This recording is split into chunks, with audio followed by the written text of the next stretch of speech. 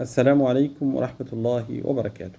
حكم فك المرأة ضفائرها في الغسل.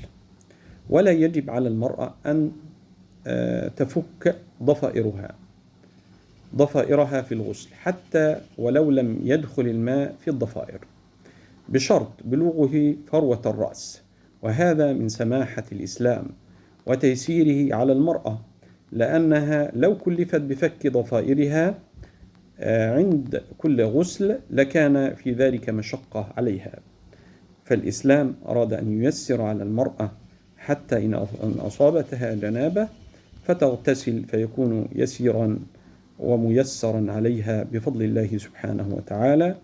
جزاكم الله خيرا، ولا تنسونا من دعائكم،